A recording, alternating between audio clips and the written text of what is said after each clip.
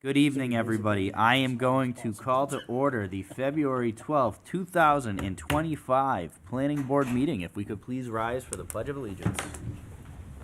I pledge allegiance to the flag of the United States of America and to the republic for which it stands, one nation, under God, indivisible, with liberty and justice for all. I'm trained.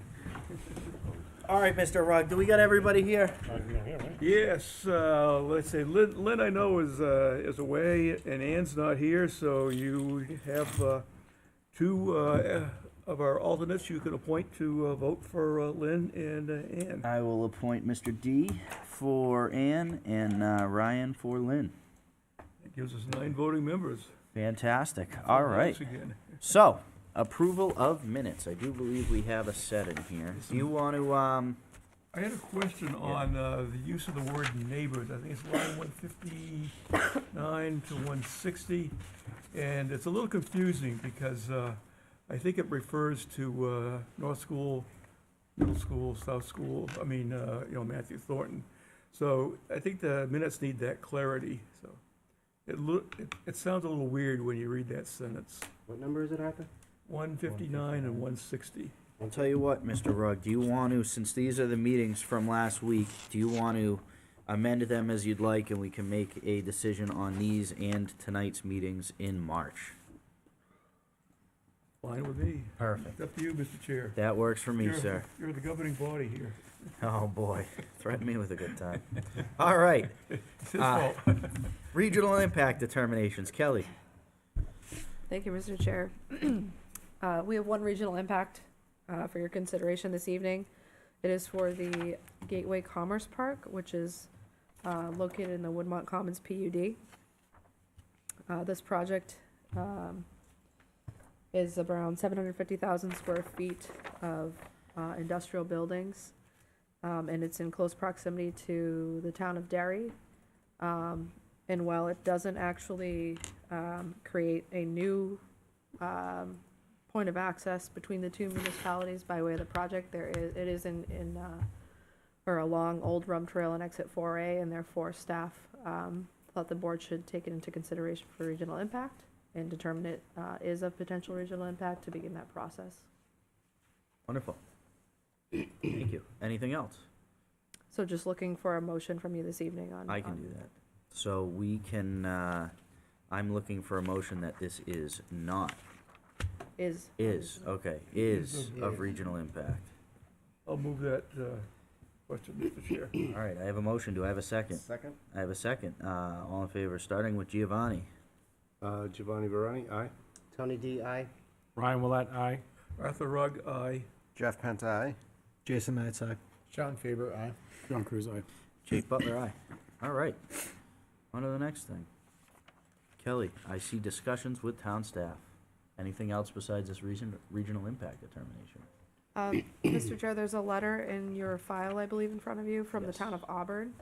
That is related to the industrial project that we sort of saw when the conceptual PUD in the Brook Hollow area came before the board last month.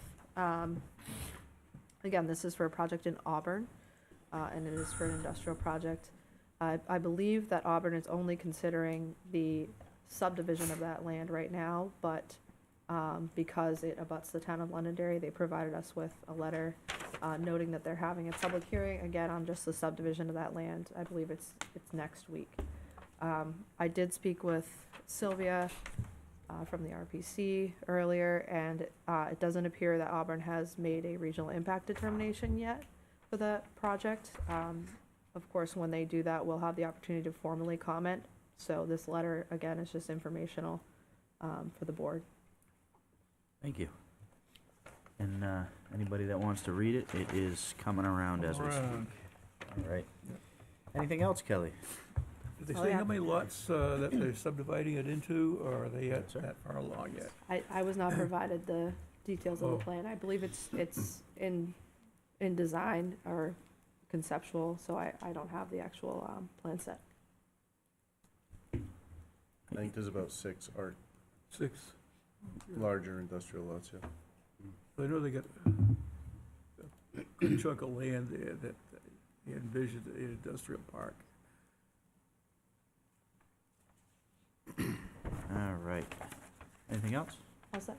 That's it? Fantastic. All right, let us get on to our next agenda item here. We have a conceptual, non-binding discussion for a 40-unit multifamily residential development along with associated site improvements at 225 Rockingham Road, map 15, lot 126, zoned commercial 2, and Route 28 Performance Overlay District, MDP Development, and Jane Cusack is the owner. Come on up. Good evening, sir. How are you? Good evening, how are you? Good. The floor is yours, sir. Good evening, my name is Tony Marcotte. I'm a civil engineer You get used to the representing education. the developer You get to know 'em. and future owner, Gen X Construction, for a project at... Just gonna bring this down to you real quick. Sorry. Not a problem. Thank you. Yep. Sorry about that. Not a problem.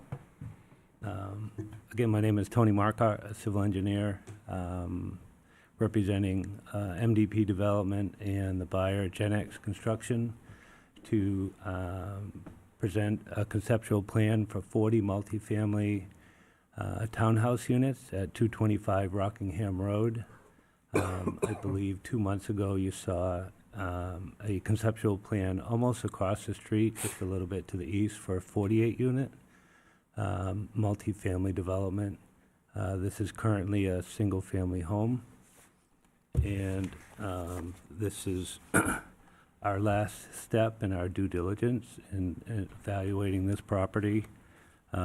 We understand that a conditional use permit will be required for multifamily use since it's in the C2 district, and it's also in the Route 28 overlay district. And the buffers presented on the plan represent the most restrictive of both ordinances. These units are similar to, What's that? Yeah, of course. Excuse me. Could you speak up a little bit? sure, I'm sorry, I you. was out, I was Too out many at our other concerts when I project, was a kid, 52 I Gilcrest Road yesterday, and it was a long pour, so I spent 9 hours outside, so I apologize. Not a problem. So these units are similar to that project that we presented a little more than a year ago. It was kind of flashed quickly up on the screen. Behind Londonderry Ford, we presented a project for 67 townhouse units. And this project is proposed to have two 12-unit buildings and one 16-unit buildings. One 16-unit building, that project had 5 buildings. The style would be very similar.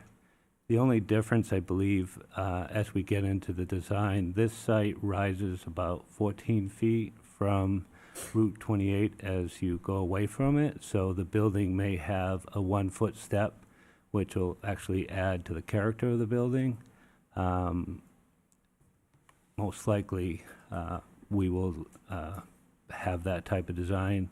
I say that because we wanted to do that on the other project, and the civil engineer made it flat. But this one, with the topography, I'm pretty sure we will have several 1-foot step and elevations in the building. The site is served by water and sewer. There's a small disconnected wetland, which is that purple elongated, is this the pointer? Just press the top one. I guess right here. That is disconnected from the wetlands to the east, which is, looks like it's to the north. Just above that, there's a large wetland on the side of the self-storage units, but it is disconnected. That was flagged by a licensed wetland scientist. And there's an approximate wetland line shown just above that. When we met with staff, we were presented a plan that showed wetlands from the self-storage units going all the way to the property line. but they didn't really have a need to flag the opposite side. So that's an approximate line of 10 to 20 feet off the property line. And then as you get to the front corner, the wetland is very close to or at the property line. The drainage is mostly to that front corner. There's a small portion that flows to the east, which is up on the plan.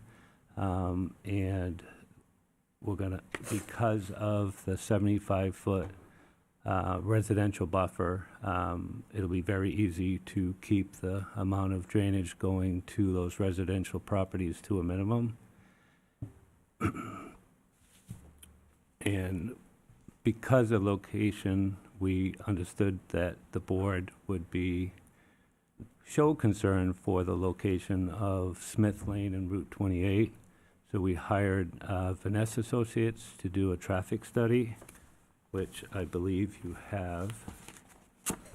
And in summary, their analysis was for a 48-unit development. We had them do it just slightly higher in case we had a few more units, and the numbers, we wouldn't come back with traffic numbers that were slightly higher. So this was conservative. 316 weekday daily trips, but more importantly, in the morning, peak hour, 5 trips entering, 14 trips exiting, for a total of 19 cars exiting and entering in the morning. If you spread that out evenly, it takes about 3 minutes in between cars either entering or exiting. In the evening peak hour, it's just slightly more, 15 leaving that probably left. That's the same in the morning. And then 10 exiting, for a total of 25 cars entering and exiting the property. So again, if you distribute them evenly, which that it's not always, it's 2 minutes in between cars. So very low traffic in and out of this site. As part of the traffic report, there's some pictures, and on page 3 of the report, if you took a look at it, we're at a very good location for sight distance on the outside of the curve, and we can see for more than 550 feet when looking up.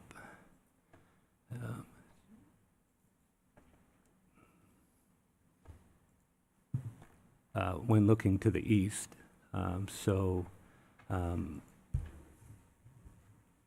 Kelly bring that up. It's the one with the hydrant. So as you're pulling out, you can see, we understand it is a fairly busy intersection, but because we are on the outside of the curve, anybody leaving this property, which I believe would be the planning board's most concern, can really make a decision and see the traffic coming from both streets. So the numbers for the sight distance come from our traffic engineer, and the lower picture is to the, that's to the west. To the east towards 93, it's over 650 feet. So just so that we could cross our I's and dot our I's and cross our T's, we had a meeting on site with a New Hampshire DOT traffic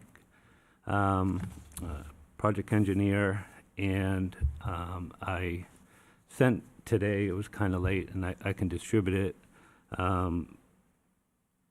The traffic engineer felt that this was a very low impact project, and I didn't want to be the only one to quote, so I had the traffic engineer write this letter, and the New Hampshire DOT did not foresee any issues with granting this permit.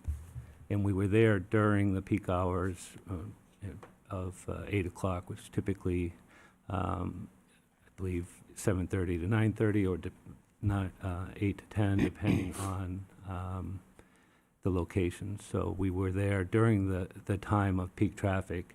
And you see the new pole. because we understood there was an accident last year, so I looked it up, and the main cause of the accident was the impairment of the driver. So I did not do an exhaustive study, but because we saw the new pole, we had looked into what the recent crash was, and it was an impaired driver. So we are comfortable, New Hampshire DOT was comfortable, and our traffic engineer is comfortable that this driveway location has very little traffic, has a lot of sight distance, and is compared to some other locations and sight distance restrictions on other sites, it's a very low impact and safe intersection. Going back to the conceptual plan, the Route 28 overlay district has a 75-foot residential buffer. The C2 has a 50-foot buffer. So our intention is to take a majority of the drainage that currently all flows towards the wetland in the front corner, the upper right-hand corner, and will be exited there. So there's a large green area where there's plenty of room for detention, treatment, and the only wetland buffer impact that we would anticipate would be outletting the detention pond at the lowest point in that corner at the rate currently in pre-development. So overall, the site is rather thin, but it does allow for more than 60% green space. And to the east, or just below the plan, that's Londonderry Freezer Warehouse. So we feel this is a rather appropriate transition between the large industrial parcel, which doesn't actually see a whole lot of traffic. They're a former client in back in the 2000s, and they do long-term storage. So they don't generate a lot of traffic. So the interaction between the two driveways is not a concern. If they were more of a distribution warehouse, there would be a lot more traffic, but they tend to do long-term seafood storage. So I can't speak for the project across the street. The only way they could line their driveway up with ours would be to take away the house that they're keeping. If you remember the plan that they presented, there's a house, and then just to the east is their driveway. And I don't think that makes sense, because they're moving the driveway closer to Smith Lane. But we will slide the driveway maybe slightly more to the west, slightly down if we can.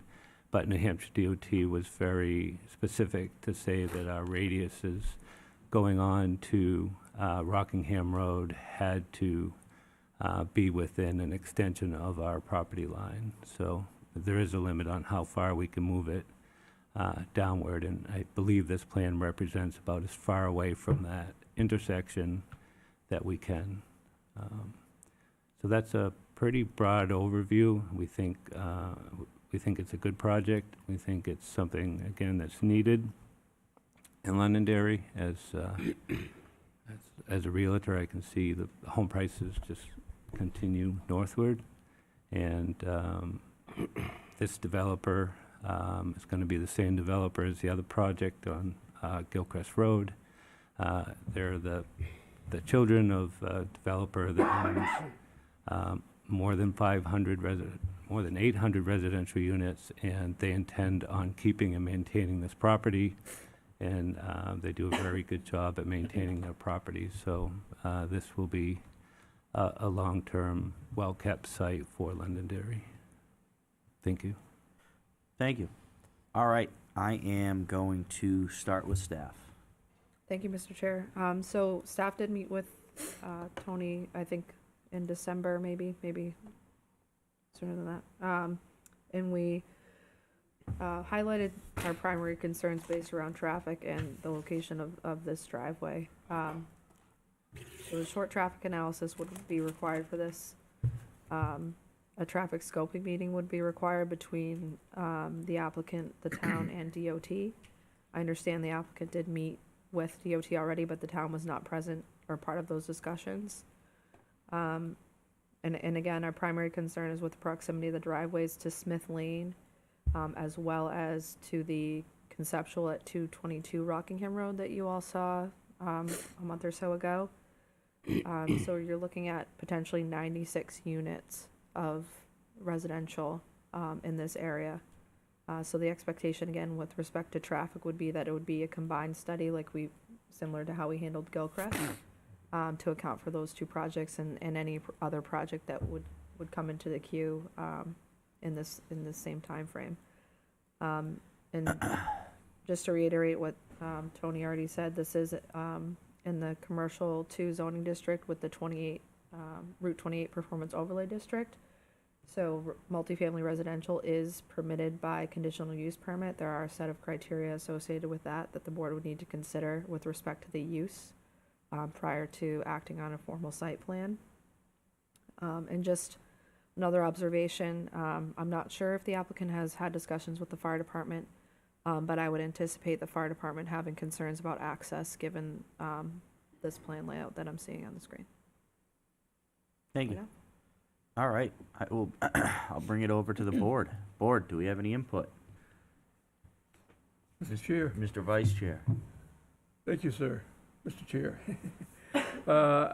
This is probably, from myself, a purely planning perspective, is probably needed in there because we're concerned about commercial creep down Mammoth Road and further commercial creep, and this is a good buffer between the single-family housing and the commercial that exists on Route 28. The only concern I have is with traffic, and I think what Kelly mentioned, should have a meeting of the DOT, Town of Londonderry, and both engineers or traffic engineers for both projects together in the same room to come up with the same conclusion or whatever. That would be helpful for us, but you're in a problematic situation in that intersection. It's probably one of the most dangerous in town. I don't know if you're going to provide life insurance for all your tenants or not, but it is a very risky endeavor as far as putting people's lives out there at the existing conditions. The state, I guess, is going to be redoing the intersection with Mammoth Road and Route 28. And also, there's more work, I think, is going to be happening. And at some point in the future, that road is going to be widened because there's a lot of traffic on there. So I think it's better to be aware of things that could cause you problems, and that would be my advice. Mr. D? Thank you, Mr. Chair. So yeah, I want to piggyback on what Arthur was saying about traffic. I think the Smith Lane mess is going to be even messier with this project. I really like the idea of the combined or some kind of combination of a traffic study. But there's really 3 new projects there, not 2. These two are going to be almost across the street from each other, but there's one a little further up the road The 16 unit. to the east. Yeah, so there's going to be a bunch more traffic. My question is this a cartoon drawing or is this scaled? Is the this scale. actually doable as it looks right now? Yes, it was done in AutoCAD. It's the scale. So it's I scaled. also included in the package that's a blow up. There is a plan with a scale on it that is drawn with AutoCAD with the buffers.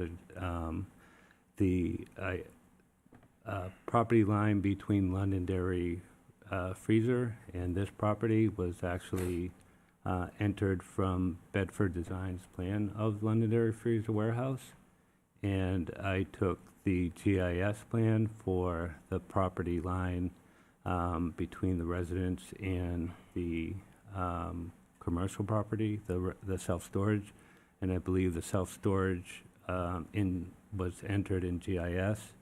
There was a 50-foot right-of-way along here. Those 2 stone two stone walls on either side, so that property line represents the center line of that old road. So I am very confident that the lines drawn on there. The coloring, sometimes some landscape architects have a little better coloring, but I just Yeah, I try. understand. Well, the reason I ask is your porches or whatever on the backside of the building that's farthest in near the cul-de-sac, looks really tight. Those were at-grade patios, so they could be shrunk down slightly. Okay, And when we do the project, if we need to shrink the units a few feet to make Sure. sure. So the 75-foot buffer, it's not a non-disturbance buffer, so during construction, we may go into it a little bit. If there's a large tree, we'll stay away from it. But this company actually just purchased, if you know what a lull is during construction, it's a rotating lull, so we can lift everything into place. So these, unlike, some homes where you actually, or some buildings where there's only 2 stories, where you actually have to be there, we can lift everything from the front side and build the project without being in that Good. residential I buffer. would suggest to you, sir, that it's been mentioned once, I'll mention it again. I think you should go to the fire department sooner than later, and have them take a look at this and give you an opinion. You might be Regarding- you might be disappointed, I'm not gonna speak for them. And Mr. Chair, I'd like to get on my soapbox a little bit here, based on past meetings. I think this is a classic example of a project that should not be mandatory to have to go to Heritage Commission. I think Conscom is a different story. I would like to hear what Conscom has to say about it, but certainly I don't think there's any need for them to have to go to Heritage. And that's all I have. Thank you. Thank you. Yes, sir. Thank you, Mr. Chair. I concur with Mr. D as well as the town about the concerns about the fire department. I definitely would consult with them, but how many parking spots do you have here? There are 88 parking spots for 40 units. Okay, so I'm just trying to get the Yeah. idea of what's going on here. So if these are couples and there's gonna be 80 spots that are filled, and then you have 8 for visitors. Well, we could fit more across from the middle building on the other side of the driveway. There's room for 10 more. Yeah, I chose not to show them, but we can put more if the planning board would like. my concern is, holidays and Christmas and different things like that, and people are just gonna park over here, and I don't know, again, back to the fire department, I don't know if they can turn around that circle. I'm just worried about having, 80 people, possibly 80 people live here, or even more, maybe with kids or teen drivers, and parking being an issue, and where they decide to park ends up being a fire issue with being able to have access. That's my main concern, as well as the other ones that have already. Our experience with multifamily developments, of course, it's gonna vary by size, is less than 1.5 parking spaces per unit. Our larger buildings are more like 1.3. But we can add more spaces. We Yeah. have, as I mentioned, more than 60% green space, and we can add more spaces. And if I could, I know everybody's gonna say traffic, but that's why we brought the New Hampshire DOT engineer there. And if you add our project together with the project across the street, it would just double our numbers. And both projects together, and I know sometimes you don't like to hear this, is less than 1 commercial project on either parcel. So essentially, I guess what I'm saying is, are the lots developable or not? And when John Trotter and I met with Kelly, and that's why we did our due diligence, and we met with the traffic engineer, did a traffic report, double these numbers, that's what the impact for the project across the street. That's still less than 60 cars per hour, which is, I think it's 100 trips during the peak hour, that trips along analysis. So, I understand the board's concern, but with and as a civil engineer, I look at site distance all the time, and do take into account safety, and I understand this intersection, but in this case, being on the outside of the curve and being able to see over 500 feet on both roads, you really have you have a lot of time and a lot of ability to see what's happening. So you know you're at that intersection. So I think, I'm not going to say the project across the street is the worst location, but being on the outside and having over 500 feet of sight distance, and I think having the DOT engineer stand there and saying, you know, they saw no reason why this permit. So we understood that that's the concern, and that's why we're here, and ultimately to make the decision on, do we purchase the property or not? And if the board says, no, this will not go through, then we won't purchase the property. And I know this is non-binding, but we did as much due diligence as we could on the traffic. And like I said, that's why I asked for the letter to quote the engineer.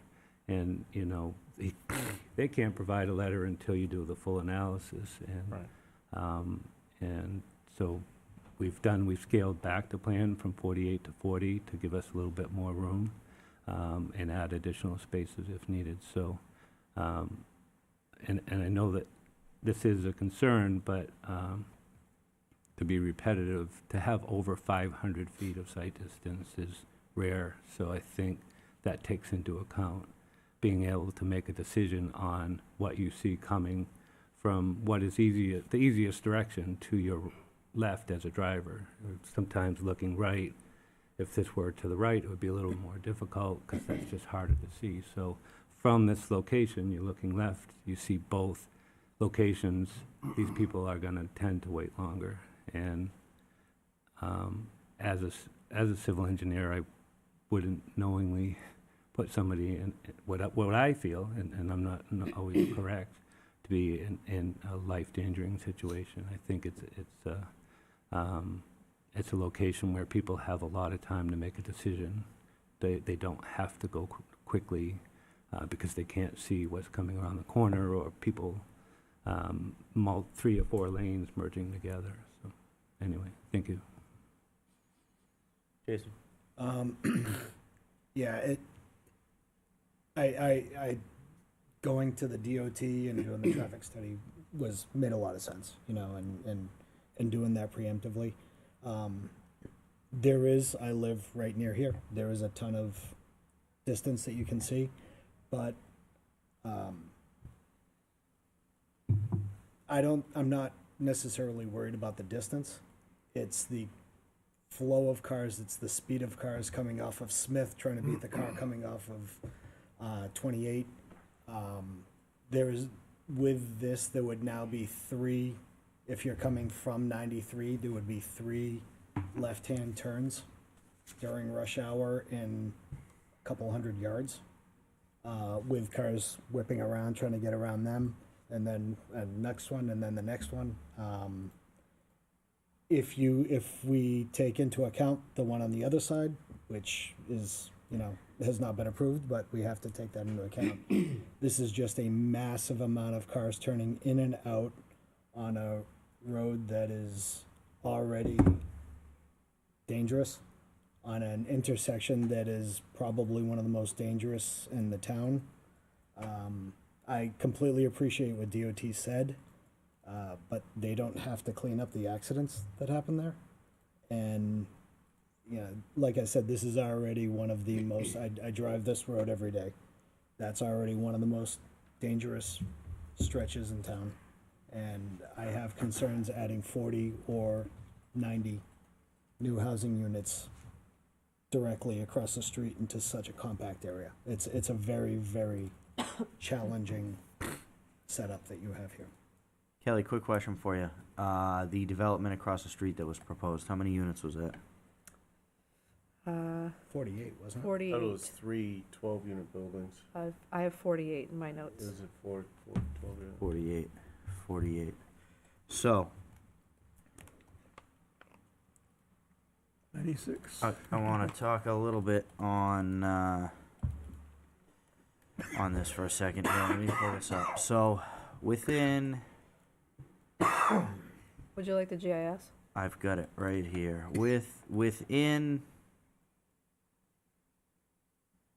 where is that? It's right here. Within 650 feet of Smith Lane, there's potential to be 104 units of residential development within 650 feet of Smith Lane here. You asked a question of, essentially, you asked the board, you know, for a recommendation of if you should buy this piece of land or not, was the way that I heard it. This board's not in the business of telling you what I understand to that. buy or what not to buy. What I can tell you is, I agree that the amount of traffic that would be added to Rockingham Road is not substantial. I would agree with that. However, I think any traffic added to this section of Rockingham Road causes an issue. Would you live in that and turn out of that every day? I've lived in tougher locations, yes. All right. I think that's a very difficult location in the town of Londonderry. I think there's like a 3 or 4 foot grade change between Route 28 and Smith Lane, all right there. And while I can understand that mathematically, yes, it doesn't seem to be a big impact. I think there's going to be a big impact there.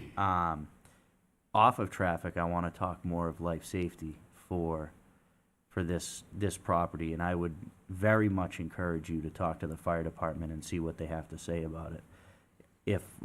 Do you have any idea what the size of the, call it a cul-de-sac for a lack of better terms? Do you know what the radius is on that cul-de-sac? That is currently about 50 feet, and we can make it larger. I left room to make it larger if they wanted more room to pull to leave one fire truck there and still have room to get an ambulance or something. So there is room to enlarge that. Okay, because I'm not entirely confident that a 50-foot fire truck is going to be able to get around that circle. That's why I left room between the cul-de-sac and the last unit. To Ryan's comments, I see, and I can understand that you're saying you've got the ability to add 10 more parking spots to this, but I know exactly how this is going to play out if it does get built. The left side of that roadway is going to be loaded with cars of people coming to visit and friends and this and that, and I would tell you right now, I wouldn't want to be Mrs. Smith on that end unit when she needs help from one of our services in town, because I think we're going to have a very hard time getting down there. I would encourage you to talk to the fire department about what this is going to do to, you know, service calls and stuff like that. But I think from a life safety standpoint here, I think you're going to have an issue. I can't talk for the fire department, but that's what my gut says. To be blunt, I feel like you got 20 pounds of stuff in a 10-pound bag on this lot, is what it feels like to me. So, does the board have anything else? Yeah, I do. One Yep. thing. When you did the traffic study, did it did they take into account that's, I mean, even from there to the freezer warehouse, that's still right in the zone of, where there's a high decision rate.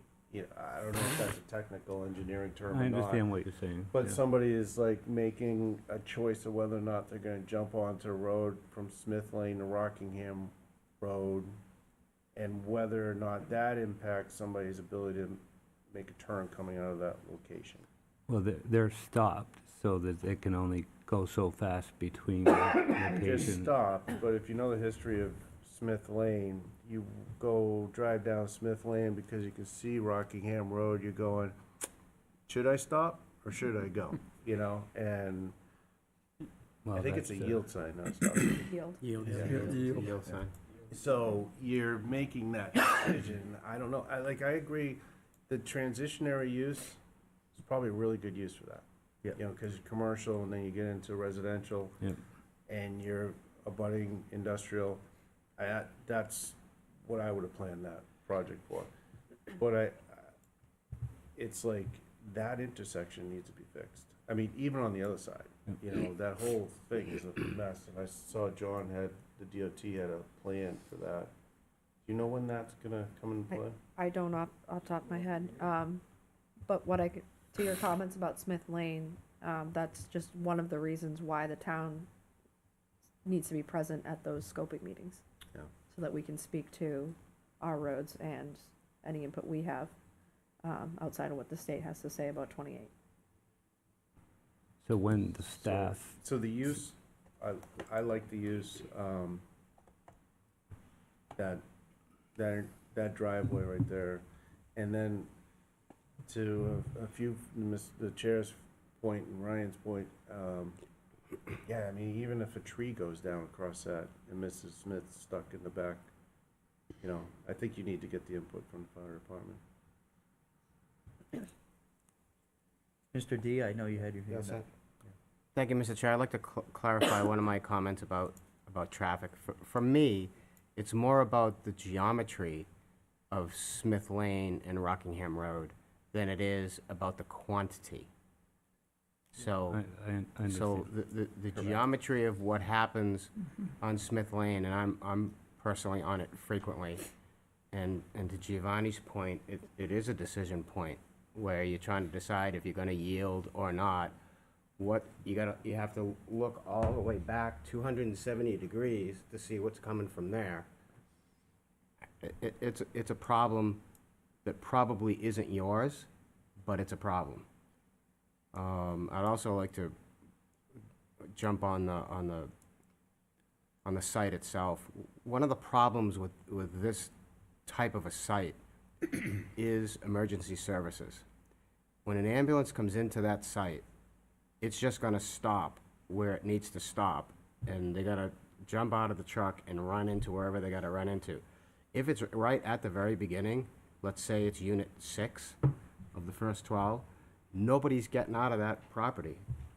Well, it's a Nobody's gonna be able to 24-foot get wide out. driveway, right? That's why we have a 24-foot driveway but- when somebody, But if the ladder truck comes in and have to puts its outriggers out, no one can leave. I wanna say, what does the town ask for, 26 feet? 28. 28. Yeah. So the town asked for 28 feet for their ladder truck. Oh, I don't, every site plan we've I don't know if done the fire allows department- for a Not 22-foot necessarily the fire driveway. department. think 28. So 28's in the 28's regs. the road. Yeah, Yeah. 28's in the Is regulation. it- I just want to Is there a- But understand, at any rate, these are things that, things that make you go, right? And so, that's the position that we're in, and I would like to reiterate the chair's position as well. We are not in a position to tell you whether to buy this land or not. That's not what we do. Our job is to make sure that you're following the rules and regulations. We are well aware that the landowner has rights as well. The landowner has the right to develop this land under our current rules and regulations. And if it does meet the rules and regulations, all right, it's not a lot we can do. However, in this case, I think this can be shaved a little bit here or there and made more palatable. And that would be my comment. Thank you, Mr. Chair. Just one more thing, and I don't know, I'm newer to the board, so I don't know the rules about green space and if there are any, but one suggestion, ignoring the traffic issue, which I think is an issue, you could push some of these buildings back more, and you could create more open space for parking and for all these apparatuses to get in and out. Doesn't help you on the last building there, but just a suggestion, if there is there a requirement for green space? So the Yes. overlay district imposes additional landscaping buffer standards on top of the C2 district requirements. So So these buildings I- can't move. I don't believe they could. so we're required 33% green space, and we have 60, so we have room for that. And I guess I don't want you to misconstrue what I was saying is if this board really does not want this property developed, it's something that the buyer would take into consideration. If you're all saying, we really don't want anything here, No, mean, and we there's can't- there's other and we pieces can't of say that. property. Nobody's We can't- saying we we're- don't. We're not So- saying that. Nobody, when- we're not allowed to say that. We're not saying that. We never said that. No, That's not something we can say. If legal is so I'm listening. just digging a we- deeper hole, We so never obviously said that it. alone. We never said that.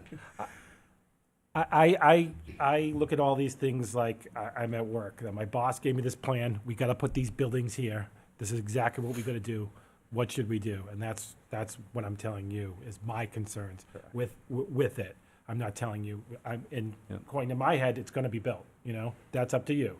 But my suggestions and my concerns and my suggestions and concerns. And then you have to, again, I can't speak enough. And everybody said it.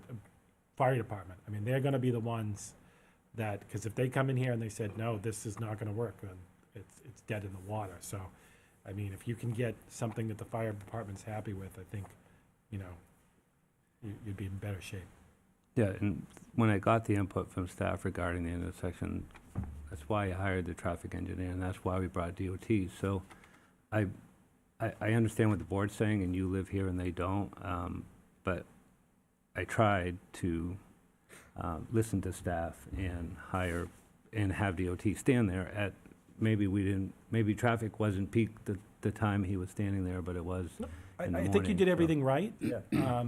Going back to the chair's point, you have 20 pounds of stuff in a 10-pound bag. I mean, there's a lot to put in here. I think it's beautiful. I mean, I would live there if you can get it out.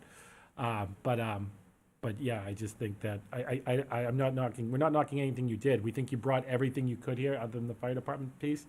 I think you did everything that you should have done. And there's a lot of information here, and everything you put together. And the traffic study was great. Even though we have concerns, I mean that's DOT's their opinion as well. I don't want you to leave here to think that like you didn't come prepared, because I think you did. I think you had everything you did. I think the staff set you right with what they had. The concerns that we're bringing up are new. There are opinions. The staff was happy with it, or whatever their opinion was, and this is our opinion. So that's what's And this is going why on. we have the conceptual, so we can get everything out and get, our perspective also. I think you also look at 28, it's a major access to I-93, so a lot of traffic on there. So I don't know when you did the counting or anything, but I think you need to look at it more overall instead of like one point in time, because one point in time and a set of data is not that meaningful. To conclude, anybody on my left have anything? I Just feel one like thing I've real quick. neglected the left side of my Yep. board here. The driveways, right now, 225, the new driveway, how far, is it gonna be in the same position, or is it gonna be? It's going to be further to the east than So if it you is look at right it now. on Google Maps, I agree with you, what you said earlier, you do have a nice view to Smith Lane. So if you look on Google Maps, you can actually see exactly, get a good picture of what you're talking about. And compared to that project across the street, I think your position on that side of the road, you actually do have a better advantage viewing down both sides of that road. So just my 2 cents on that. Thank you. Anything else, guys? All right. Kelly, anything before we wrap up? All set, Mr. Chair. Fantastic. Any questions of us? No, I thank you and appreciate your input. Thank you. Have a good Ray, evening. this is a conceptual. Thank you, sir. Yep. All right. On to the next agenda item. Sylvia, come on up. Excellent. Does this, I can move the stuff with Yes, this? ma'am. I love it. Nothing like a little technology. Good evening, everyone. For the So- record, this is a master plan update. I didn't say that. So for the record, we have Sylvia here from our master plan committee providing a master plan update. Exactly. Sylvia, the floor is yours. For those who don't know me tonight, Sylvia Von Aulock. I'm the Executive Director at Southern New Hampshire Planning Commission. And I've been working with the Planning Board and the Planning Board Master Plan Steering Committee since the summer. And this is just to provide an update, because I know that as the Planning Board, the Master Plan update is your responsibility, and I think Jeff agreed with me that it's important that the Planning Board see where we are periodically. So tonight, We're going to look at a review of the vision, the regional challenges, land use and housing as far as the survey that went out this summer into early fall and some of the results. And I've thrown in a bit of demographics that relate to some of the questions. So initially, the survey, it covers a little bit about who took the survey, a little bit about where they live, who they are, their age. So we'll cover that very quickly. Then we get into the heart of those different topics. So let's move. So are you a Londonderry full-time resident, seasonal resident, business owner, not a resident of Londonderry? And what you can see, that graphic there, the green box, yellow, blue, and darker blue, that is actually represents those four choices. So you can tell just from the graphic alone that primarily, as well as if you're a number person, you can see most of the people were full-time residents. I did appreciate that we had some business owners that took the survey, 42 in all. So, sorry, can I, just for process? God. How did 14 non-residents get the survey? Were those inside of the business owners? It could be, Or- you could pick more than one, or like, for example, we were at the Old Home Days, and most of the people that I spoke to that day, and if you were there and stopped at the table, you might have talked to some of them. A lot of people were from outside of Londonderry and still took the survey. All right, Thank you. Chair, I got one, Yep. it's concerning this, I don't mean to interrupt you, but, that's okay. so, was it only at the town of Londonderry that you surveyed people? I mean, at the old homestead? Okay, so a little bit about our outreach. We were at the, let's see, there was a voting event in September we were at. We did a lot of Facebook. So let's go, I don't know how to So, go back. Can I go back? Can I Yes. can probably, we What's- had in-person events, we had an online survey that was distributed through, through social media. We got, over 1,300, Almost 1,400. 1,398 responses. Folks within Londonderry where it wasn't just Old Home Days where we got those responses. If the survey was open between Old Home Day and I believe the end of September, Yes. about 6 weeks. And Sylvia, what was the number we were aiming for? We were aiming for, I think, 1,000. I thought it was like 400. Yeah, it was like Wasn't it like 500. 400 and then Well, we said, I was hoping then for we said, no, 500, we're gonna and then, make it and 3,000. Jeff wanted, I think, 1,000. Yeah. And it was really the Facebook representation and folks from the steering committee getting it out to all sorts of people. There was a lot of email, there's a website. If you haven't been to the master plan website, there's a lot of information there. It's right off of the town website, you can access it there. So there was a lot of effort. We did presentation at the senior center. We had little tables at the library. We had them here. We had in almost every office of the town building here, we had little master plan stations. So we tried to get out there as much as possible. All right, well, I mean, it's just, I don't know how much that factors into what I don't even know what you're gonna present yet, but, there's 25,000 residents in town, right? Yeah, and we were thrilled to have 1,400 people. It's actually a pretty good. That is, okay. In general surveys, if you do 5%, you're knocking it out of the park. So, I believe the percentage-wise, when we calculated this, was more than that. Yeah, we were thrilled. Right, so other towns, what would, of our size, what was the response rate? For example, Bedford, we did, this was now pre-pandemic, so it feels like a different lifetime ago. But we assisted them Another with era. an age-friendly survey that related to their master plan. They wanted to see different components of their master plan, how it affected different age groups. And so that was 800. And we were thrilled with that response, and that was Bedford. Thank you. All right? Now, just so you know, Jake gave me 20 minutes. I told him it would take 40. I was gonna say, I do not want to continue to get down in the weeds on how many people voted on this. So I'm sorry if I didn't cover some of these basic things, but I can appreciate you'll have questions along the way, so. And I gave you 30. You're giving me 30 now, so generous. Anyone have a question before I continue now? No, but I don't have any more questions, so you only need 25. Thank you, Tony. I think the number 400 All came right. from a previous master plan survey, so.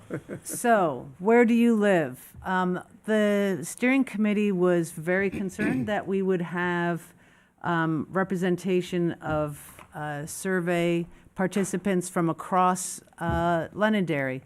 And you can see here, both visually and the numbers, that it was, oh yeah, what is that?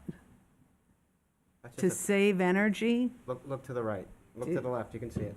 Do something, Kelly. That's not. Thank you. Anyway, what else is going to happen? Thank God, Kelly. I don't know. I'm not buying a lottery ticket tonight. Anyway, you can see from the graphic and the numbers, good coverage across Londonderry. Which of the following applies to you? So this had to do with home ownership.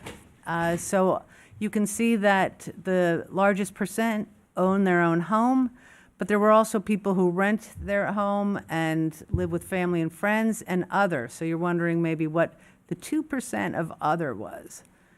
And those are also the numbers in case you like numbers instead.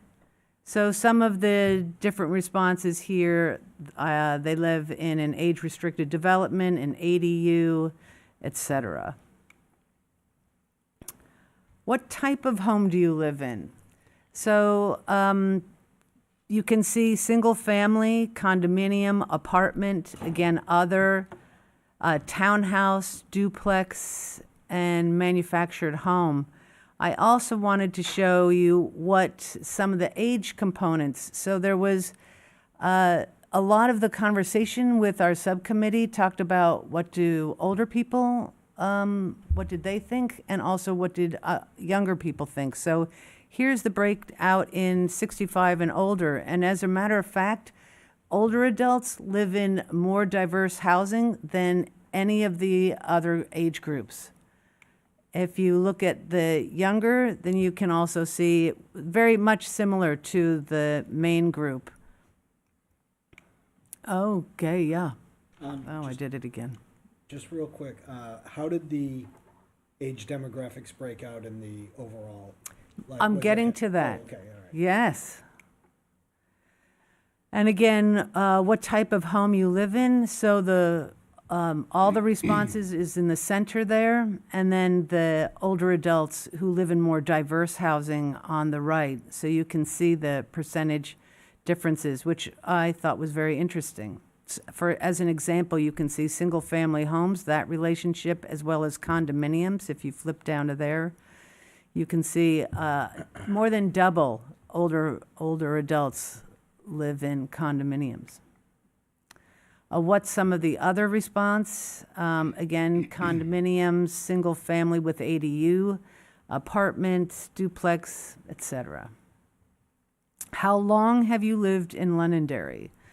So it sort of goes to the right as you go circle around clockwise, less than a year, 1 to 5, and at the end more than 20, or the small sliver of I don't live in Londonderry. And again, if you want to just see the numbers, there they are, as well as in percentages. So you can see a large part of the people who took this survey have been residents for quite a long time. Are you hoping to retire in Londonderry? And this is very interesting. People want to stay in Londonderry. Yes, 40%. And no, just a small 9%. If you compare it to those who are older, already retired is that fun lavender sort of color. And so you see a lot of older folks who are retired responded to the survey. And again, the numbers for that. What is your current living situation? I have also given this presentation to the senior resource group, and this was one of the key questions for them. And I'll explain why as we go along. So you can see some of the answers here. I live with my spouse, I live with my family, I live alone, and other. When you compare it to the I live with my spouse and I live alone, you can see how much greater I live alone is with older adults. So let's look at those in numbers. Over twice as many older adults live alone. And that can be very important for services, how the community plans as people age, because we also have seen people want to stay here in Londonderry.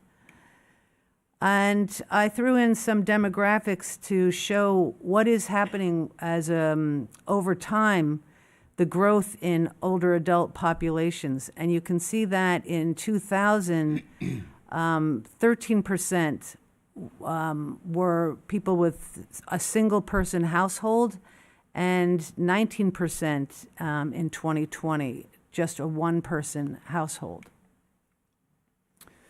What's your age group? So this was your question, Jason. So you can see 20 and under, 21 to 34, 35, and then the largest group, 45 to 64, and now you can see the 65 and over. Often when I'm comparing with age groups, I'll take it the 35 and younger or 65 and older. So you'll see some of those comparisons. And then again, here you can see the numbers for those. So I wanted to give you a comparison of how the participation of the survey, which is in orange, compared to the population in Londonderry. And you can see the differences there and how more people who are older took the survey. And you can see that representation. And here's another demographic I thought you would be interested in, which is households with someone less than 18 years old and the change over time compared to households with someone 65 and older and the growth. So you can see that it's the households with less than someone with 18 years old is decreasing, which we know younger people are leaving the state. And older people are staying in the state, and you can see that we're aging. All right, let's move on. When considering the future of Londonderry, what would you like the town to be known for? And we'll see a lot of similar themes through a few of these questions, but a great place to raise a family, a growing town that maintains its historic character, supportive of all ages and abilities. So let's take a look again and compare this with older adults. And again, here you can see the top three and compare it to how older adults felt. And it's very similar, actually. Again, other responses, and you can see some of the other responses. If it's highlighted in yellow, it's similar between the two groups. If it's not, it's a little bit different. So with younger people, younger than 65, sustainable and recreation, those were some themes that came up. With older adults, safe place to live, protected older space, a place where seniors can age in place, and so on. When you think about Londonderry in its present state, what would you most want to preserve? Overall, participants said they had a deep appreciation for Londonderry's unique character, a strong commitment to community and environmental values, and a desire for balanced, thoughtful development that respects the town history and charm. Some of the more specifics here, you can see preservation of open space and farmland, connection to nature, cultural and historical heritage, small town charm, family-friendly environment, community engagement, and balanced growth. These themes came up over and over. In your opinion, what qualities or attributes make Londonderry unique? Respondents cherish the blend of agricultural roots, community spirit, natural beauty, and accessibility. And again, some of the specifics, your apple orchards came up repeatedly, agriculture and cultural identity, the community and small town feel, community events and family support, accessibility and location, nature and outdoor activities, good schools, and education. Now, you'll see a lot of these types of bar charts. And just to break it down, I tried to make it very simple. So from very important in green, important blue, somewhat important in yellow, not important or unsure. And you'll see many of these. So let's see what people really cared about from top to bottom. And it shouldn't be surprising, maintaining low tax rate. We hear that in many communities. Protecting historic properties and sites, enhancing school vitality and facilities. And let's look at it a little differently in percentages. And what I highlighted in the darker blue are the top priorities, and in the lighter blue, the next level of priorities. And what I sort of combined here was the very important, and somewhat important to give us some ideas. So the next level down, you can say, is maintain active community spaces for events, improve communication infrastructure, develop age-friendly strategic plan, and investment in town facilities. So I also broke this out in what do younger people care about most? And you can see many of the same themes. One of the things that they really cared about too was ensure business community is thriving. And then for older adults, also very similar. And let's see, where is the one? Oh yeah, develop age-friendly strategic plan. So that was something that they cared about. All right. So, Please. but these, I'm sorry, Mr. Chair, I tried so hard to not ask Mr. the D, question. it's quite all right. I apologize. I anticipated tonight that you would be sitting over there, and I could just see the smoke coming off your head, I wanting to tried ask so questions. hard. I really I did know. try. I want you to know You did that. good. So these are pre-programmed answers. People didn't come up with these answers themselves. Your committee, Jeff's committee, whatever, somebody's committee. The Master Plan Steering Committee. Thank you. The Master Plan Steering Committee came up with these potential answers. Yeah, and I believe in some of them, you can see there's an other category, but yeah, Okay, thank you. okay. That's it, Tony? That's it. For now. All right, so please indicate how beneficial the following regional assets are. And again, very beneficial and so on, similar color scheme.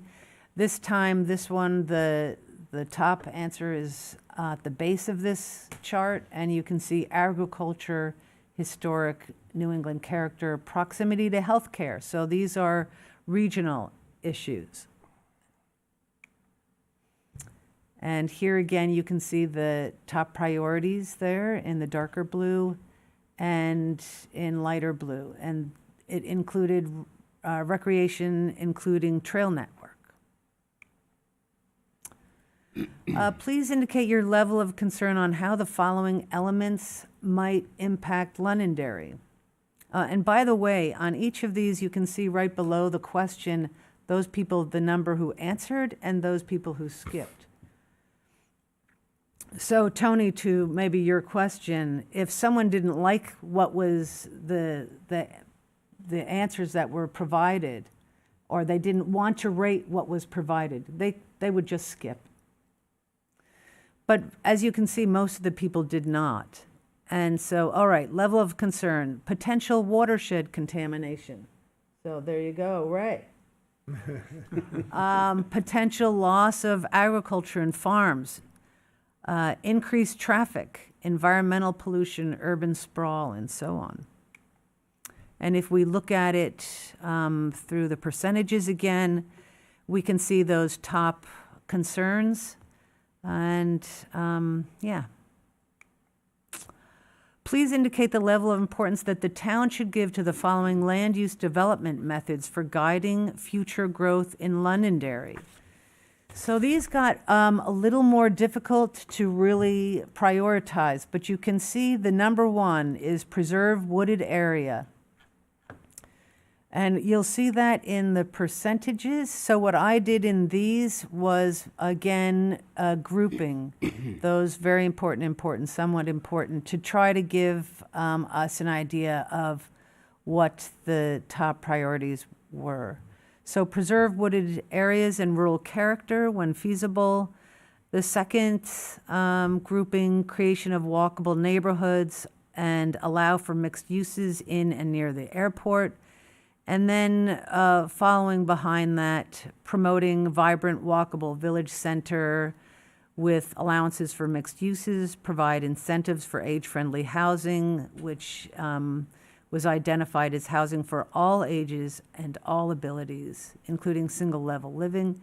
Ensure new residential developments have on-site amenities such as playgrounds. So again, I looked at this particular question through the lens of 35 and younger. And you can see, again, pretty much very similar answers here. This one did, interestingly enough, 35 and younger also had continued to permit higher residential density as a bonus for preservation of conservation open space. And whereas in the older adults, I believe, let's see, what was different here? Well, I think we see a lot of the similar groupings. Sylvia, one quick clarification here. So if we take this slide here, what's the executive summary here? What is this data actually telling us, and what can we expect to see in the chapters?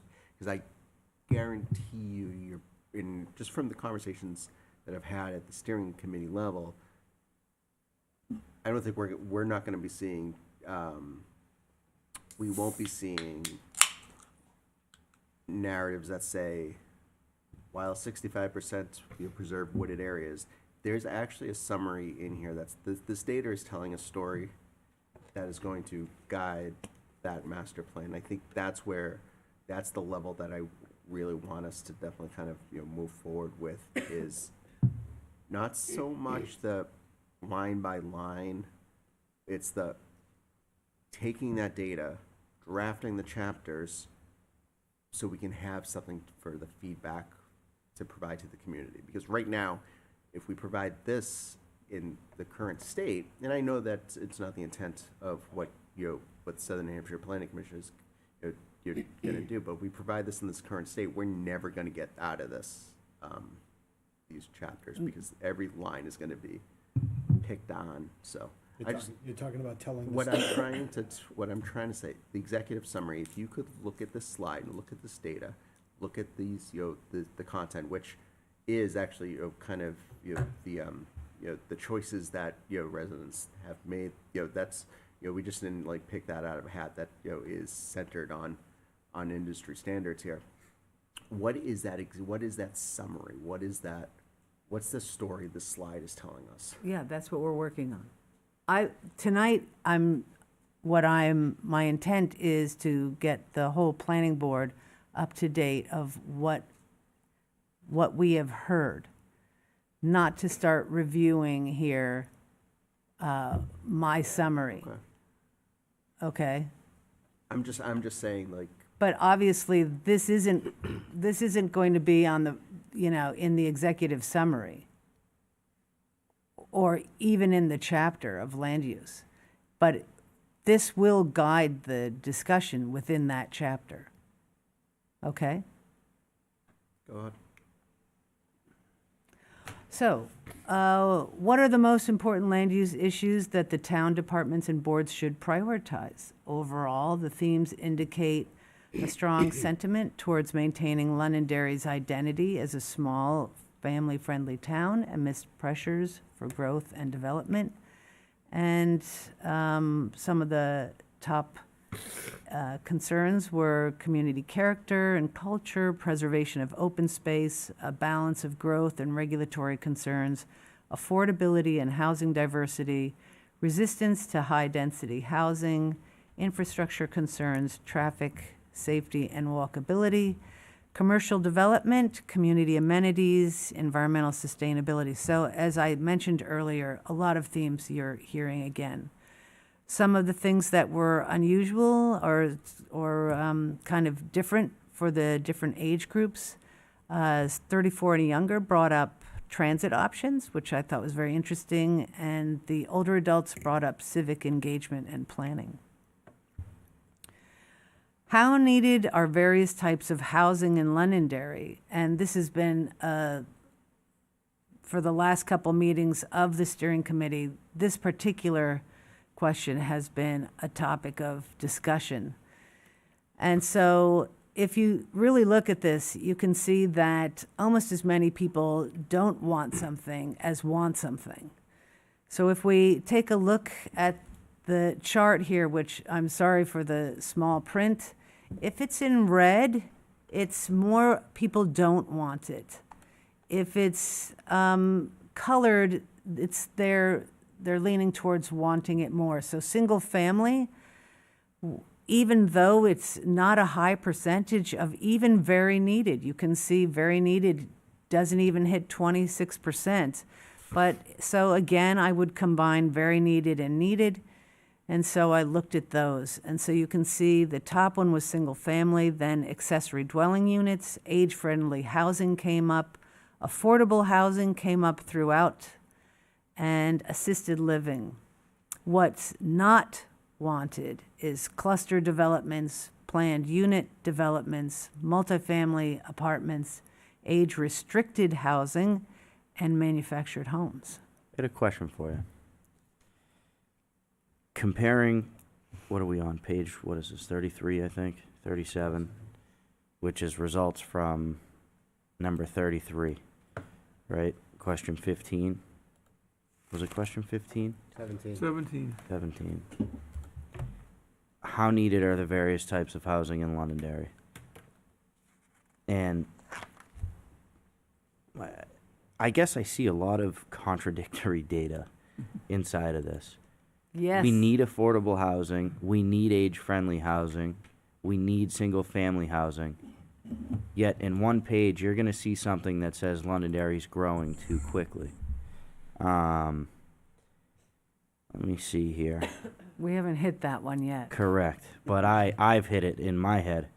You know, I think that fits. I've had a lot of contradictory conversations with yeah, people where that's they're what like, I mean. I It's, want no more housing built, but I we want need my all this grandkids stuff. to live here. Correct, correct, and that's what I'm getting at. Is like, Well, can I add to that? yeah, You know, you see that too, where it says, and it's actually what Southern New Hampshire Planning Commission came in and says, why are we creating urban sprawl? We can put the houses on a smaller chunk of land and preserve the wooded area. And that's what you guys came in and delivered, or you delivered like a year and a half ago.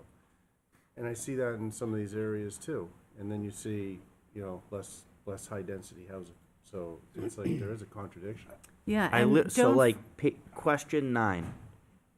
Here are some of the responses. Affordable housing. Again, affordable senior living, more affordable housing. So that's 3 times in one question that affordable housing was one of the most talked about things. And then we get to question 18 that says we're growing too fast. It makes me say, well, which one is it? What do people want? Do they not know what they want? Are we? I don't think they know. Yeah, Yeah. I think they know the cost of what some of the things. Yeah. they Yeah. ask. I've run into this before. This reminds me, I do a lot of Survey Monkeys at work, so this reminds me like of a Survey Monkey survey where by the time they get to the other question, they forgot already what they forgot answered what they've talked on the other question. So it's almost like they were, and again, first of all, great job, wonderful data, great, thank you. But I just, in the future, maybe just a word of advice, maybe not asking the same question in different ways. Like literally, do you want the community to grow, or and that means, which means you want more housing, or do you want the community to shrink, which means this? Like when you put it in different, you're basically asking the same question in different ways, and you're getting different answers because I don't know why, but I've run into this before with surveys that, yes, no, we don't want to spend as much money, but we want this huge thing. Well, you can't have both, so it's a tough situation to be in, but I think part of it as well is that it's this huge age gap the town of Londonderry has. Question 15 is a great example of that. Age 65 and plus, what's very important to them is preserving wooded areas. Same with 35 and younger. But then you look, they want to have, it's very important to people 35 and younger to permit higher residential density as a bonus for preserving conservation open space. So they're saying, okay, we want more housing. You could do that. Yeah. If you didn't have larger lot sizes and you put them Yeah, in smaller no, lots, you could I know, preserve but- all the we wooded built area. tree houses. Yeah. Yeah. Which I found another contradiction here, the preservation of open space, it was throughout, but nobody wanted cluster developments. Which goes kind of hand in hand with preserving open space. But part of it is the I'm gonna step in it, because I do. Part of it is the unsophisticated nature of the person that's taking the survey. Well, or they're just That not may or may understanding. not understand what a cluster development is. Well- It's cluster, that sounds bad, I don't want it. Yeah, yeah. But you don't necessarily know what it is. It's the same dichotomy that's in here that says, we want lower taxes, but we don't want commercial and industrial. And we want Where to you gonna invest get in the- where you gonna get the revenue? Improve the facilities. schools. Correct. Yeah. Don't Correct. raise that money. Where's the revenue gonna come from? Correct. And so it's, part of it is that as well, and that's why in these types of things, and when you do your executive summary, the wording's gonna have to be very carefully transcribed and wordsmithed, to help with the understanding of that. Well, that will be the challenge of the subcommittee to draft strategies for each of these chapters. We're going to make some suggestions, but it's really the subcommittee who's going to take this in and come up with some overarching strategies. Sure, and there's some great stuff here. This is. We start that next week. Okay. Yes, we do. There's some amazing information here that can be gleaned as a roadmap to move forward. There's no question about that. But there's also some stuff where clearly people didn't know what they were answering. I And think and Ryan that, brings up a Sorry. good point. Ryan, right? I'm sorry, it's you. Brings up a good point in that, you ask a question at the beginning, ooh, I want open space. I want this, I want that. And then later on, well, I only want single-family housing. They're not necessarily tying Right. all of these topics and how they relate right. into Well, that's each where other. kind of when you do the analysis, when Right. the analysis is done, tying those questions together, that should be factored in. Right, so this How we define did this. not tell us a lot Well, this in the end. It's probably very similar no matter what. It town did you- tell us- Bedford is probably very similar in results. Anyway, let's keep going, and some of your questions might get answered.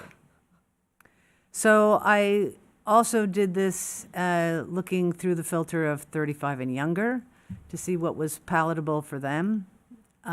Very similar, only they were also interested in village style and also infill and two-family. And same with older adults. And interestingly enough, older adults liked the more diversity in housing than any group. So here's what, Jake, you were talking about. In your opinion, is Londonderry residential growth occurring too fast, too slow, just right, unsure? When you compare that to the older, it's very similar. But interestingly enough, to the younger group, it's not similar.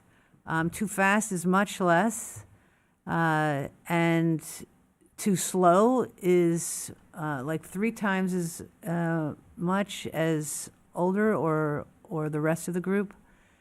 Just right, you can see that difference, etc. Based on your estimation, does Londonderry offer? Go back to that slide real quick. Okay. I think that's a very important slide for everything we're talking about. And it clearly shows you the delineation between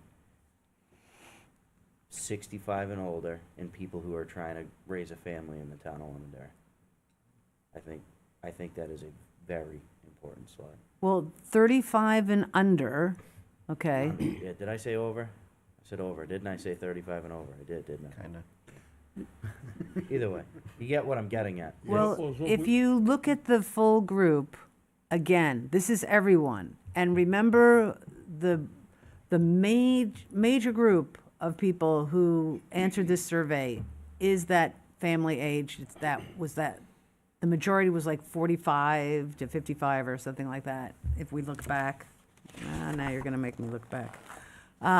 But they also thought it was mostly too fast. It was really only younger people, 35 and younger. But the younger people, so 35 and under, you're talking people in their 20s that are just getting started, even people in their early 30s who are kind Early of just getting 30s, started. just getting And started. are looking at this town and saying, how do I stay here, right? How do I And- stay here? And if Yep. it's not growing, then it's a static amount of housing that's just gonna keep getting more and more expensive. Yes. So they're looking at it as, if it grows, then I may be able to afford a house. Yes, and we heard that loud and clear. Affordable housing, but that affordable housing was an issue for every age group, but mostly the younger and the older. All right. So this is interesting as well. Based on your best estimation, does Londonderry offer a suitable, affordable selection of housing for younger residents wanting to buy their first home? This was pretty much universal. I looked at also what younger people said, what older people said, and this was pretty much primarily no. But the same question was asked, was there suitable housing for older adults wanting to downsize into age-friendly housing? Again, housing suitable for all ages, all abilities. And you can see the changes. So this is all participants. This is 35 and younger. So they think there's plenty of housing for older adults, much more, the higher percentage, and much fewer said no.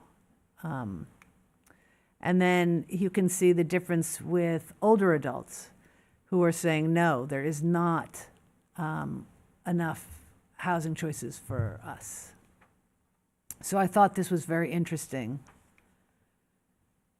If you're an older adult wanting to age in place or a younger person caring for an older family member, how important are the following elements in regards to your or their ability to stay in town in your own home? Because we know people want to age in place. We saw that from one of the first slides.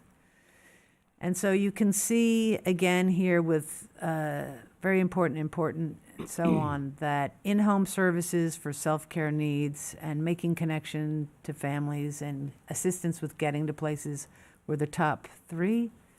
And you can see that in percentages again. I also wanted to know, what do older adults say about this? And it was the same top 3, just in different order. Assistance in getting to places was almost as equal as in-home services for self-care. And then the last question, What are the most important housing issues that town departments and boards should prioritize?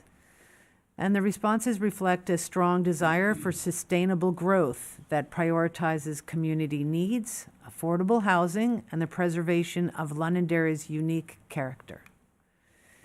And again, we have preservation of small-town character, balanced development and housing diversity, affordable housing concerns, opposition to overdevelopment, traffic and infrastructure needs, taxation and financial burdens, impact on schools and community services and community amenities. So where are we going? What are we working on right now? We're working on the demographics update. We've started outlining the chapters for vision, regional issues, housing, and land use. And we're continuing to update the master plan webpage. Next steps, we're going to be working with the master plan subcommittee on developing strategies and recommendations for various sections. We want to involve the new staff. We want to continue outreach strategies as the master plan subcommittee suggests. And I'm putting here as a reminder the HOP grant, the Housing Opportunity Grant. And that is being done simultaneously with current, it's got a longer timeline, but we've just started that conversation, so. And that, to just let everyone know again, that's an assessment of zoning and regulations and what sort of roadblocks there may be to housing. All right. That's it for tonight. Thank you, Sylvia. Board, we got anything? It will be interesting on this last slide here, opposition to overdevelopment. It will be interesting to see how, what people mean by overdevelopment. You know, like, is having restaurants overdevelopment? Is, you know, are we talking warehouses? Are we talking, you know, like, everybody's got, it's kind of like the idea of growth. Everybody's got their own idea of what growth should be. Well, what is that kind of tipping point for the town of what do they actually mean by that? If I were to provide an educated guess, I would say it's really the PUDs and the multifamily. Because as I happened to be here, what was it, a month ago, when we heard from the, I don't know, how many units, 1,300 units? Oh, yes, down Auburn Road. Yeah, so not to get into that case, we were not getting into that case. No, we're not. But, but that, I think, is the kind of thing that sends people.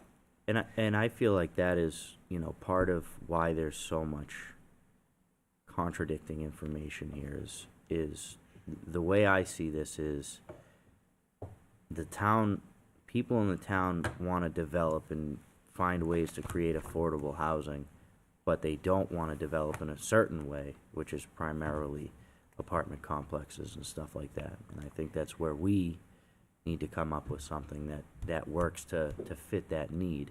Right, and that's our challenge. Correct. And I think part of that is, I mean, that's why planning is a discipline. This stuff is complicated. This is where people took a look and they're like, I want this, this, and this. Yeah. And when people call me about, you know, there's too much development in this town, or I can't afford a place to live, it can't be a one-phrase answer. If someone's giving you a bumper sticker answer, they're not giving you the right answer. I'm like, okay, you got 20 minutes for me to talk through this situation and the different parts about it, and Correct. then we can discuss it. But there's not a simple solution, and there's not going to be. Correct. Yeah, unfortunately, sometimes one accomplishes the other. You know, if it's overdevelopment, but they also have concerns with infrastructure, if the town improved their infrastructure, would they still have a concern with overdevelopment? Or if they want affordability and a certain product that they don't necessarily like provides that option, then one isn't gonna be satisfied. Yeah. It's too bad. I mean, I know we have 55 and over developments, which I think are great, but it's too bad you can't legally make like a 30 and under development. Yeah, You know, no like kidding, get right? on your toes, Yep. stay in town, Yep. and then when you can afford it, then you move out. But that's Let's not. be innovative. Put a college in Let's town. be innovative. I wouldn't Put a college in accomplish town. grow and play, live and place. When you pay off your student loans, you have to leave here. All right. See, but But I think. now you're talking what I'm trying to get at here. Yeah, yeah. Yeah, what I find, even with talking with people, I think what Sean has said, you really have to spend, 15, 20 minutes in a conversation, and then some of the paradoxes get, resolved, and you can see the paradox in their mind also. That, it's not quite like I want my cake and eat it too, but yet there's some give and take, and I can see it in individuals. The most productive part I had was all home day, talking with people about it, and I think the booth stimulated a lot of people in thinking about the town and what they really want. I would say that it's clear that many of the issues that we deal with as a town cannot be fixed at the local level. Many. I'm not going to say all of them. I'm not going to say most. I'm going to say many need to be handled in Concord. And Concord needs to help the local communities accomplish the goals that it seems to me almost every community is trying to solve. But I think local land use regulations is not going to be able to come up with an answer for affordable housing. It's not going to happen. There's no way to do it on a local level. So, Absolutely. Well, there's market forces that really are more the controlling Market factor. controls in everything. that, All right. Sylvia, thank you. Yes, thank you. All right, thank you. Till So next Onward time. and upward, huh? Onward and upward. the state could also give tax incentives the way they did for the 55 and older. I think that's all federally regulated. I was a local. All right.